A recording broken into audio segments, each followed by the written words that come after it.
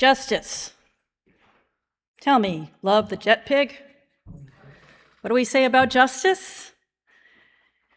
In our UU values, newly articulated, we say of justice, we work to be diverse, multicultural, beloved communities, capital B, capital C, where all thrive. We covenant to dismantle racism and all forms of systemic oppression. We support the use of inclusive democratic processes to make decisions within our congregations, our association, and society at large. Our vision of justice. I notice that a phrase that Martin Luther King used again and again, beloved community, shows up there, just as it shows up in our service every week. At the end of his life, at the time that this book was published, that Catherine referred to, Martin Luther King's great push was for the Poor People's Campaign. He wanted to bring poor people from across the nation to Washington as African Americans had marched upon Washington 5 years previously. This was a deliberate shift to economic justice in his message, tackling specifically inequality, goals that he articulated in this book and that are still very relevant today. And of course, shortly before this march was to happen, King was assassinated. They had just a month before the unfolding of their plans. And so much was in ruins. Nevertheless, the other planners of the Poor People's Campaign went forward, marched upon Washington in May 1968, camped out in a town of their own building, built with their own hands on the Washington Mall, and occupied that space peacefully for a month to remind the people in power, we are here, not only African American, but Mexican American, a major group that he reached out to and from whom with whom King exchanged promises of mutual support, Native Americans, and poor white people. They were there a month later when Robert Kennedy was assassinated. And his funeral procession, in respect of the project that they were trying to undertake, went through this shabby shanty town on the Washington Mall. This congregation is so committed to economic justice that it should not be difficult to understand the turn that King was making, although in no way was he abandoning the ongoing project of civil rights for African Americans. He saw the connections among these issues and the necessity to address poverty, which was so endemic to our culture and, of course, still is. We have the Saturday breakfast each week that tries to reach out to some of the poorest in our community with the dignity that everyone deserves. We have the Dismantling White Supremacy Culture Committee, which recognizes the interconnection between poverty and racial injustice, being that we seem to reserve so much of the poorest spaces of our country, our communities, for Black and brown people. And then there is the Sanctuary Committee. I'm not being comprehensive here, but just naming these three. The Sanctuary Committee that recognizes that economic justice is intricately connected with our deeply broken immigration system and the violence that it does to people. Something that King picked up on, as Catherine beautifully illustrated, was the false narrative of scarcity that underlies so much of our problem of poverty, wealth inequality, and income inequality. This narrative fuels racism as well, dividing, for example, poor whites from blacks. In fact, that was part of the creation of racism as it took shape in the United States. This clear and false distinction between poor whites and their black neighbors, with the idea always that they would be in competition. I want to share with you something I learned about that from Suzanne Pilchuk of the Racial Equity Institute. She tells the story of an occurrence in the colony of Virginia in 1640. There was an African indentured servant by the name of John Punch. He was in a state of indentured servitude, as were a Dutchman and a Scotsman, and all three of them ran away together. They did not get away. They were chased down, they were caught, they were tried, and they were sentenced, and the Dutchman and Scotsman who ran away with John Punch were sentenced to an extension of their servitude, 4 more years on their indentured servitude time that they had to work off in order to become free. The African, John Punch, was given perpetual servitude, life slavery. Now, it's not that slavery did not already exist in the world and on this continent. Some Africans were already effectively enslaved in Virginia in that time, long before the creation of this country. But Pilchuk identifies Punch as the first case we know of the explicit approval of lifelong servitude in our laws, and the first time that we saw their African and European people charged with the same crime and given starkly different sentences, one of which was slavery. She says that whether the judge consciously intended this or not, this was a gift to rich landowners. There was a lot of labor unrest at the time, quite a few worker uprisings, in fact. And of course, any colony and its rich landowners need a consistent labor force that is not rebelling and walking off the job. They couldn't have this consistent, reliable labor force if their labor force was banding together and challenging the authority of the colony and these rich landowners.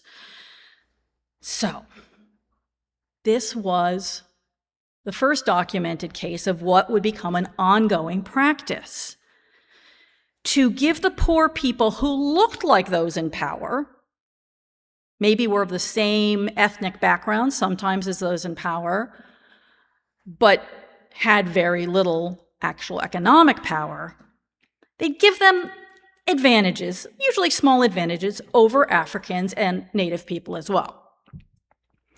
Suzanne Pilchuk says, what did that do? It switched their allegiance from the people in their same circumstance to the people at the top. It eventually created a multi-class coalition of people who would later come to be called white. It's more important to be white and to be allied with the other people who are white, even if they're the owners, even if they're the ones who make your life miserable, than to be seen as allied with these African Americans who have even less than you. She says, divide and conquer strategy, it was completely brilliant. Shot through that whole myth, part of our founding myth of racial inequality, racial difference, and the superior status of white people, is that myth of not enough. There's not enough. Because if there's plenty to go around, it's really hard to get people to fight. You know, whatever. I don't care what my neighbor has. I have what I need. I have everything I need. People might still be driven by envy. They may tussle for power. It's something we do. We like to come up with false senses of who's superior and who's inferior based on completely arbitrary characteristics, even when we perceive that there's plenty. But the struggle becomes desperate, frantic, when we don't think that there is enough. And, as Martin Luther King made sure to say, there is enough.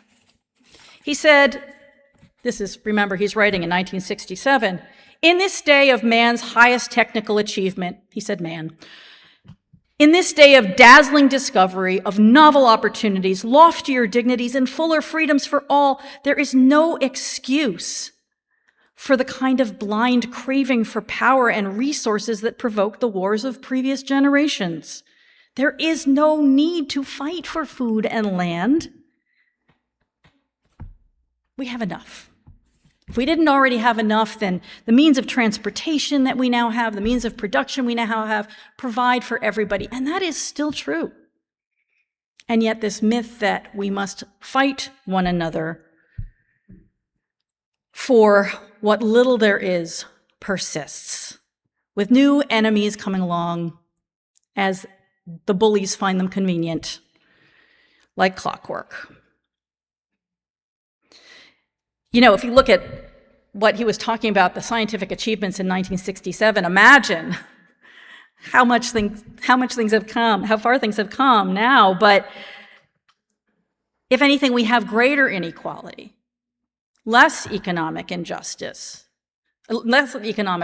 more wealth clustered at the very, very tip top, and less for the bottom only in the sense of economic resources, 50% or even 90%,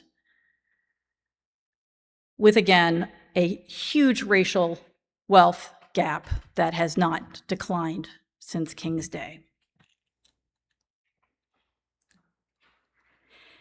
And the crisis of our moment comes about because the scapegoat of the time, one of our scapegoats of this time, is recent immigrants. Not that African Americans have ceased to be scapegoated, and not that there aren't others. But here we are with a war of one agency against the people of the country. There's a false dichotomy that this conflict relies on, or a few false dichotomies. One is that the one between the thriving of recent immigrants and the thriving of those who have lived here for years. That intensely offensive and racist expression, replacement theory. That we, which is code, of course, for white people who were born here, are going to be replaced by them. Immigrants. But as with wealth and poverty, it's highly racialized. Always has been in the history of immigration policy in this country. But as is the way of this current administration, what was kept quiet is now being said out loud.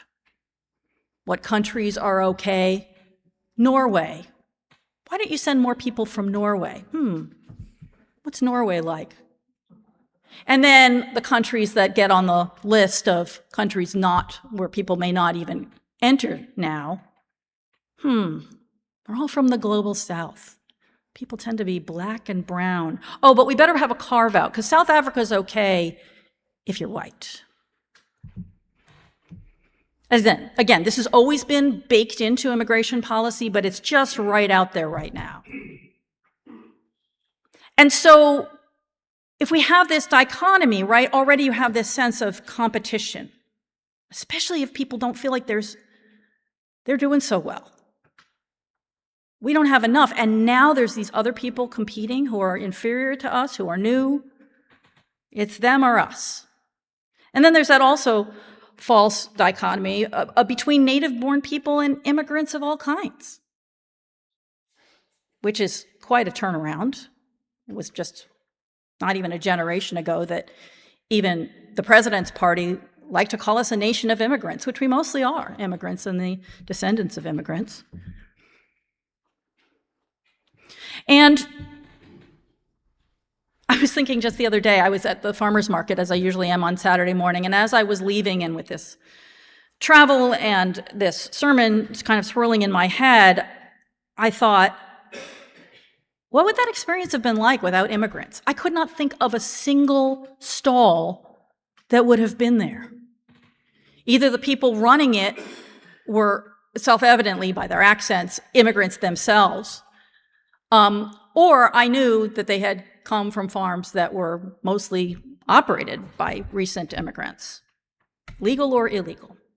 And then, of course, that's another of the false dichotomies, the one between legal and illegal immigration, because the vast majority of those who enter illegally or overstay visas stay for economic reasons. They're here to do work that is needed here. So why is their presence illegal? Why do we have such a system? We created it, this economic system, this immigration system. Why did we decide, all these people whose work is valuable, whom employers actually want to hire, why is it illegal for them to be here and work? We could change it. Well, the real answer, of course, to my rhetorical questions is so that this country can expel and scapegoat them at will. And so there is this tension set up between people fighting about, is there enough? Is there really enough? King commented as he was branching out into this poor people's campaign.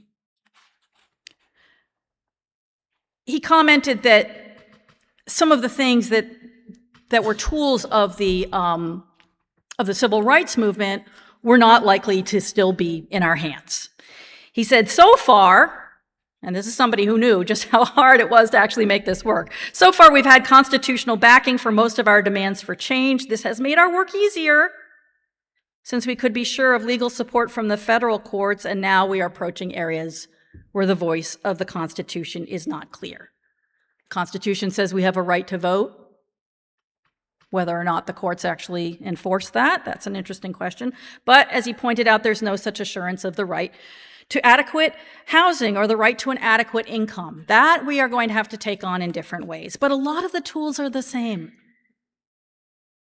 Nonviolent action, organizing, not depending just on government programs. As useful as they are, as important as they are, we are always going to have to organize so that we have power and demand what we need.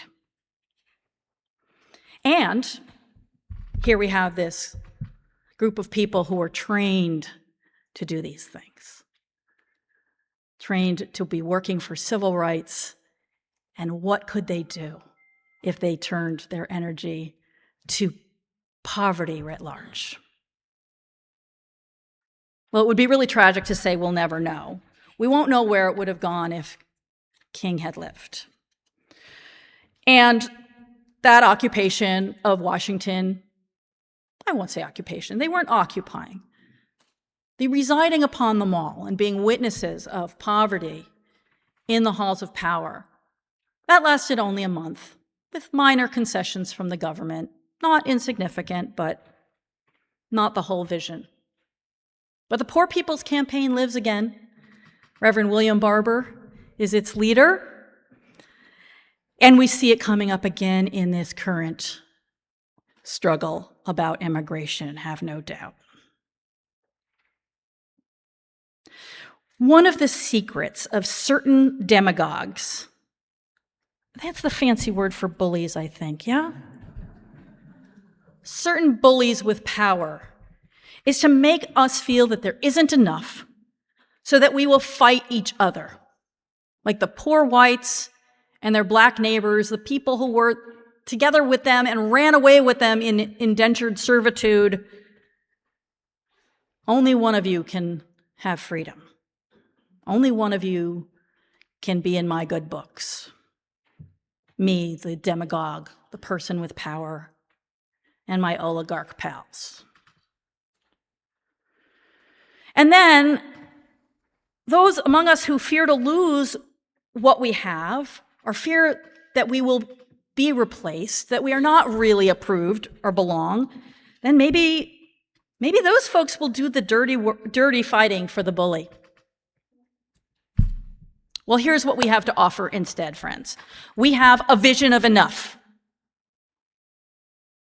A world where we don't squabble about scarcity, and it has the advantage of being true. There really is enough to go around. We have a practice of unity and interdependence such as we have in this congregation and that we take out into the world when we organize with others. A vision we make real each time we join hands in struggle or celebration. And again, we have the advantage that interdependence, as King said repeatedly and eloquently, is a fact. We really are all interconnected. We really can't have one person thriving and others suffering. It's not sustainable. It's not just. And that brings me to our last. Our commitment to justice, which is as central to our Unitarian Universalist faith as to our national democratic dream. We are carrying that dream. We're not going to let it die. So may we do, and so may it be.